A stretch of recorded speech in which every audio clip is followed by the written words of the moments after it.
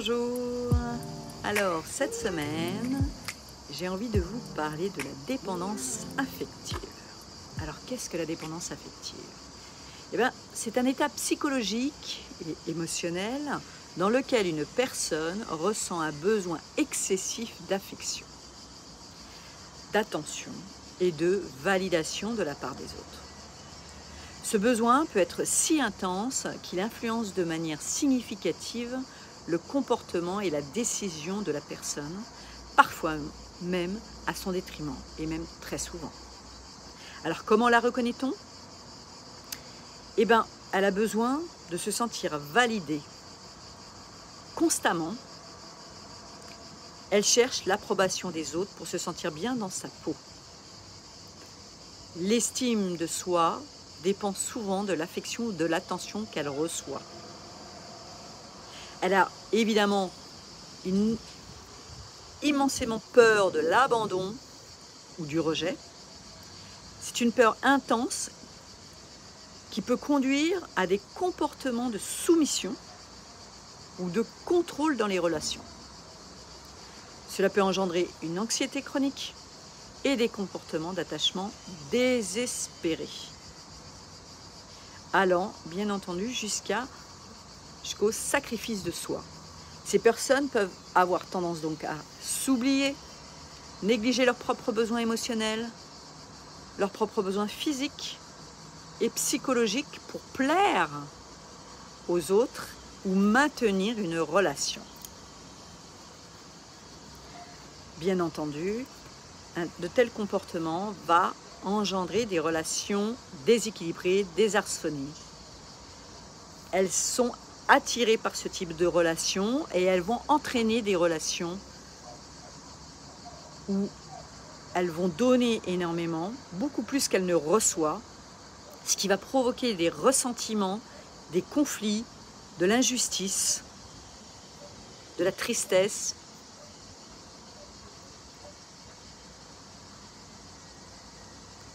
de la négation de soi même. On remarque que très souvent, les dépendants affectifs ont des croyances limitantes. Ces personnes qui souffrent de cette dépendance affective peuvent avoir des croyances négatives sur elles-mêmes, comme se sentir indigne d'amour ou de bonheur.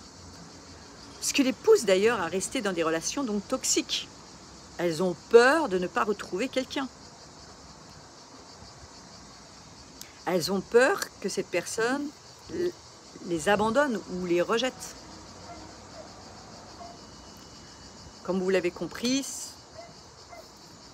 ceci a un impact sur la vie quotidienne, que ce soit au niveau sentimental, professionnel, amical.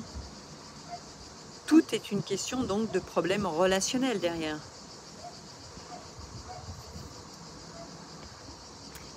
Les individus affectés peuvent éprouver des difficultés à établir des relations saines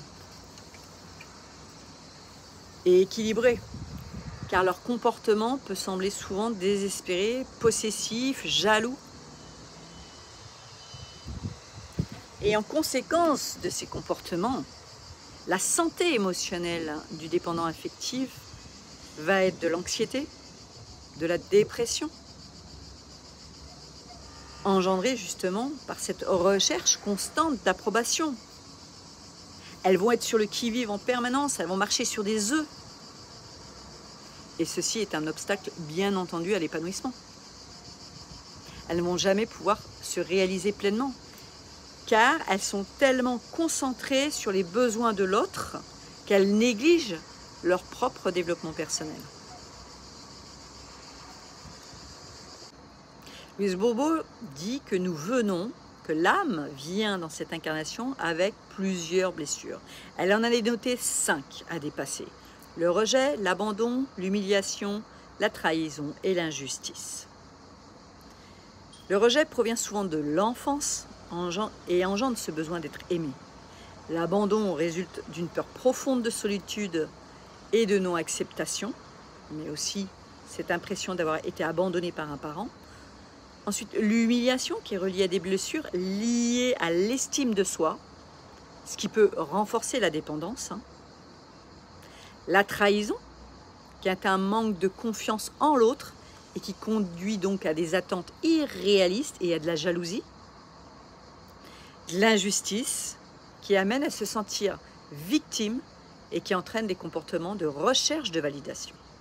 Donc vous voyez bien que même si c'est principalement l'abandon et le rejet qui sont à la base de la dépendance affective, les 5 blessures ont des impacts sur le comportement de l'individu dépendant affectif. Chaque blessure peut accentuer la tendance à la dépendance affective, mais de façon différente. Cela va même aller très loin, ça peut aller même très loin. J'ai mis longtemps à m'en sortir, donc j'ai fini par me taire, par aimer ce que l'autre aimait, suivre ce qu'il me disait de faire. Bref, je n'étais plus moi-même. Résultat des courses, à un moment donné, il y a une dissonance qui s'est faite.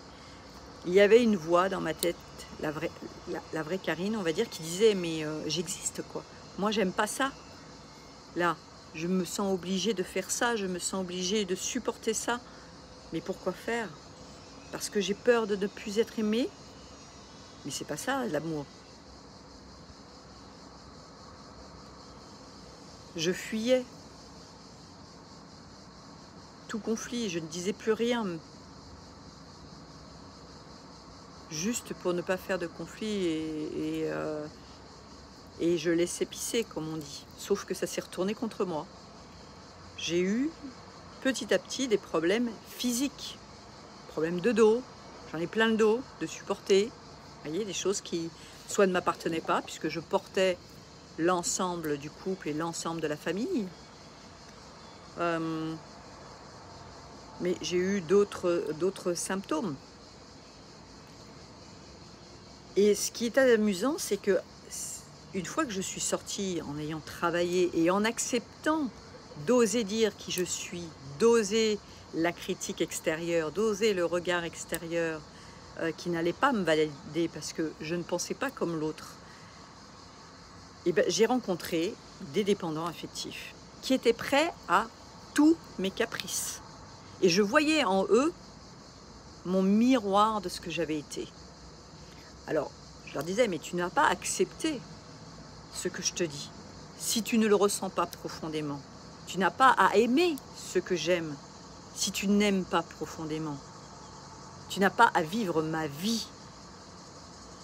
Car ce n'est pas la tienne et ton âme ne sera pas d'accord à un moment donné. Vous voyez? Et de plus, être avec un dépendant affectif, c'est très compliqué de savoir exactement ce qu'il pense, ce qu'il aime, ce qu'il est en réalité.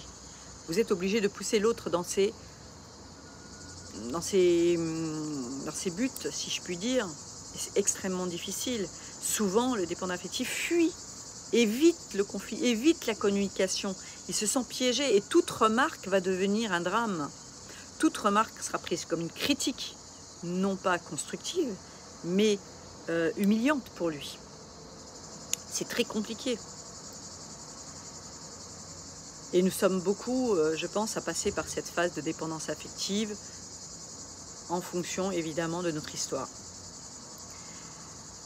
Alors, je vais vous donner aussi la dépendance affective selon Jacques Salomé, que j'aime beaucoup, et je vous enjoins à lire tous ces livres qui m'ont énormément aidé à me construire et à revoir notamment la communication, justement, dans le couple, mais aussi à l'extérieur. Comment s'affirmer, comment reprendre confiance en soi.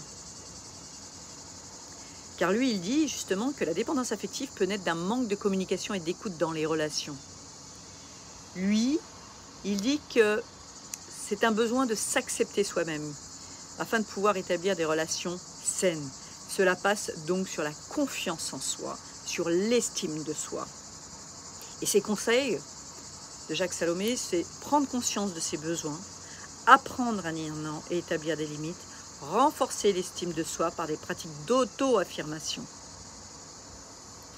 Personnellement, j'ai fait tout ce travail pendant des années. Le risque, c'est en effet l'abandon et le rejet. En effet, Si vous n'êtes plus ce que l'autre attend de vous, l'amour peut s'en aller. Mais est-ce donc de l'amour? On peut se poser la question. Quand on devient mature dans les relations, on accepte jusqu'à une certaine limite, évidemment. Il faut que ça soit en rapport avec vos valeurs. Mais on accepte l'autre tel qu'il est. Ou on lui redonne sa liberté pour qu'il soit vraiment ce qu'il est. Et qu'il ne soit pas conforme à ce que l'on attend de lui. Personnellement, j'ai laissé partir, ou en tout cas, j'ai repris ma liberté pour de nombreuses fois cette problématique où l'autre n'était pas lui-même.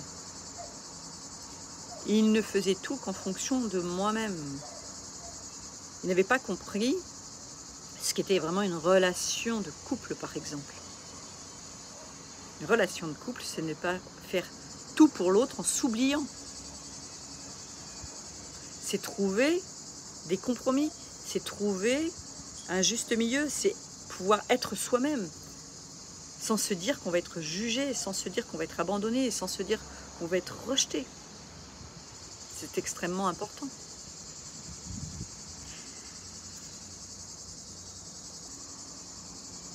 Je voudrais aussi vous parler des travaux de Martin Seligman sur le bien-être et comment se concentrer sur la gratitude et le bonheur qui peuvent réduire la dépendance affective.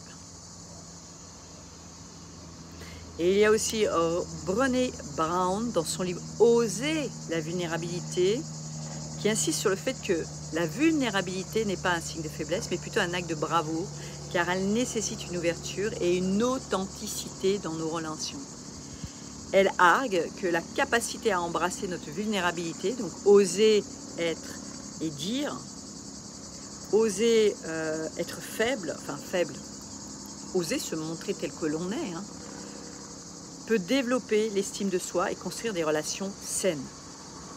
En cultivant cette acceptation de soi, nous pourrons réduire notre tendance à la dépendance affective et renforcer notre résilience émotionnelle. Je vous enjoins donc à lire ces livres aussi et les atouts de l'imperfection, où elle aborde aussi l'importance d'accepter nos imperfections, nos défauts, afin de mener une vie authentique et épanouissante. Nous ne sommes plus dans l'attente de la validation ou de la reconnaissance de l'autre. Nous sommes enfin nous, quelles que soient les conséquences. Nous traversons ainsi la peur de l'abandon et du rejet. En conclusion, dans l'ensemble, la dépendance affective est un mécanisme complexe qui peut profondément affecter la qualité des relations interpersonnelles et la santé mentale. D'autant plus que l'on va être le sujet à la manipulation émotionnelle quand on est dépendant affectif. On va se remettre en question tout le temps. Tout le temps, tout le temps, tout le temps. On va se demander si c'est nous, si c'est l'autre, qui a raison, qui a tort.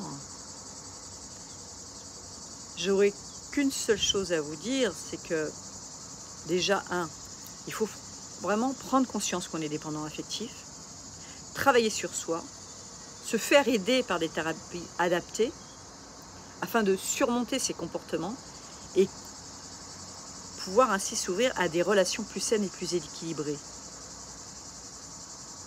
Alors vous, justement, est-ce que vous êtes dépendant affectif? Pour le savoir, n'hésitez pas à faire le test que je vous ai mis en lien ou suite à la vidéo. Et n'hésitez pas surtout à être vous-même. Vous le ressentirez à l'intérieur de vous. Ça va être une vraie libération. Quand vous allez enfin devenir vous-même. Quand vous allez enfin pouvoir dire ce que vous pensez, vous exprimer. Vous allez voir que comme par hasard, il n'y aura plus de problème de gorge, de tout, d'impression d'étouffer. Beaucoup de symptômes viennent en nous quand on n'est pas nous-mêmes. On peut aller même jusqu'à l'asthme, En fait, bref, tout ce qui est en rapport avec le chakra gorge, mais aussi le chakra poumon. Pourquoi? Parce que c'est l'existence, c'est le soi. Traverser sa vie sans être vrai va vraiment engendrer des problématiques dans tous les domaines. Alors oui, hein, ça demande de traverser des peurs. Ça demande à traverser ces problématiques que l'on a vues. Et je vous suggère de regarder toutes les blessures que j'ai traitées en vidéo de Louise Bourbeau. Ensuite, suivi des relations, comment reconstruire des relations saines grâce à Jacques Salomé. J'ai fait toute une partie sur la confiance en soi et l'estime de soi. Personnellement, je suis passée à travers tout ça. Hein. Ça fait plus de 15 ans. Après burn-out, dépression, divorce, deuil. Enfin, je crois que là, la vie, elle m'a chargée, mais comme beaucoup. Hein. Et j'ai compris. Et qu'est-ce que ça fait du bien? Alors, je vous enjoins à faire le petit test, juste, alors c'est pas un test médical, hein. C'est un test juste pour savoir où ce que vous en êtes. Et si vous avez besoin donc d'un coup de main dans ce domaine, n'hésitez pas à faire signe. En tout cas, quoi qu'il arrive, faites-vous aider si vous n'arrivez pas à sortir vous-même de vos comportements de dépendance affective. Il y a plein d'outils. Voilà. Personnellement, j'utilise les baguettes coudées pour regarder si cela vous appartient, si c'est quelque chose que vous êtes venu dépasser dans votre incarnation, de quand ça date. Est-ce que c'est une problématique qui est aussi de lignée, comportementale de lignée? Est-ce que vos parents étaient ainsi? Est-ce que c'est votre propre karma? Bref, il y a beaucoup de choses qui peuvent aussi expliquer cette dépendance affective dont vous n'arrivez pas à sortir, mais déjà c'est d'en prendre conscience. Et ensuite, il y a plusieurs choses à travailler. Je vous remercie pour votre écoute, je vous souhaite une très très belle semaine. Profitez de la vie, de ce qui vous est, soyez vous-même, gros bisous.